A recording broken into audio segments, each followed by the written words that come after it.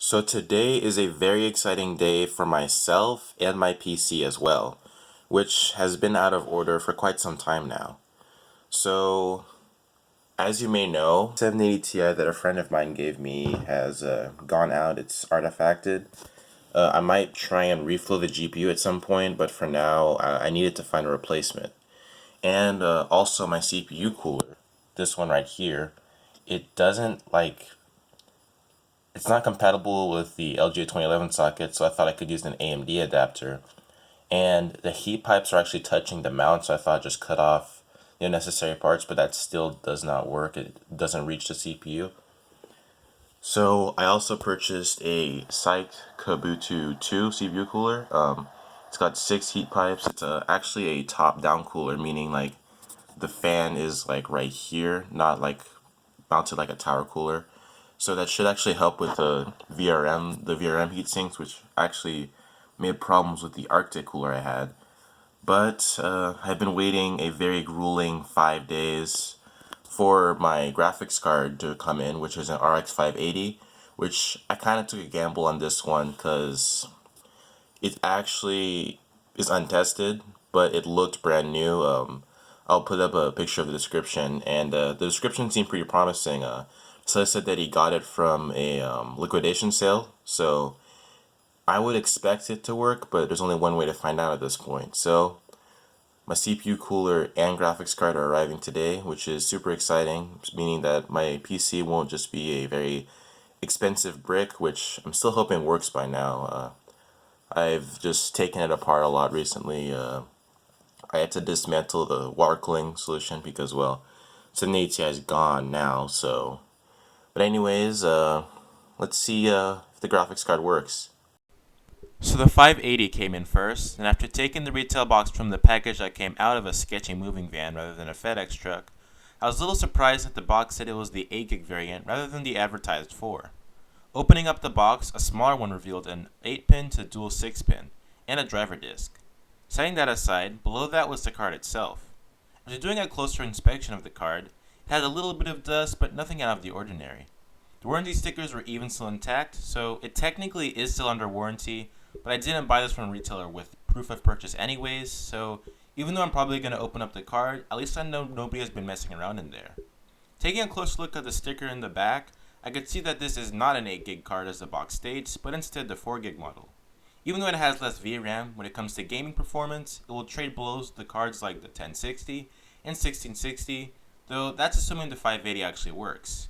Speaking of things that work, I was getting pretty anxious to test out the card. My CPU cooler hadn't arrived yet, so I had to lay my case on its side with my incompatible cooler on top of the CPU. I hooked everything up, flipped the switch to my 750 watt power supply, crossed my fingers that nothing would explode, and nothing. Odd. I tried the 8-pin to dual 6-pin cable, and still nothing. I tried no power cable, and it posted, but of course with no video because this card needs external power to work. After testing the card in a different system, it behaved the same. No power unless I unplugged the PCIe cable. Since that was a 2200G PC, I thought that it might be in the device manager, but nope. The card needs power, but when it gets plugged in, it will cause any system it's plugged into to immediately shut down. Doing a quick Google search just gave me more of "Your card's dead, RMA it," but digging in deeper, I found a video from a channel called Frog Tech Tips.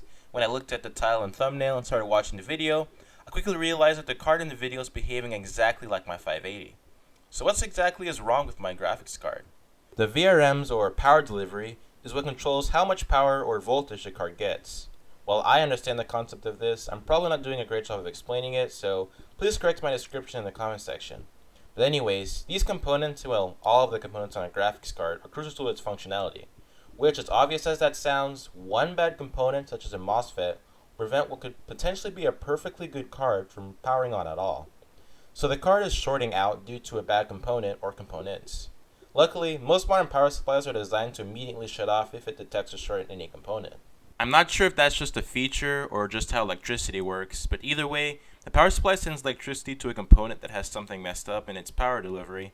Let's just say that a lot more than a graphics card will cease to exist.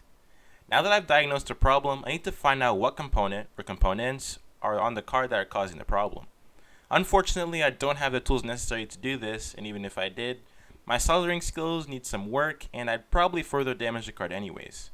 I mean, hit me up if you need your positives and negatives soldered up, but anything more complex than wiring isn't my cup of tea. Luckily, I knew someone that does have the skills that I lack, so I left the card in my friend and his dad's hands.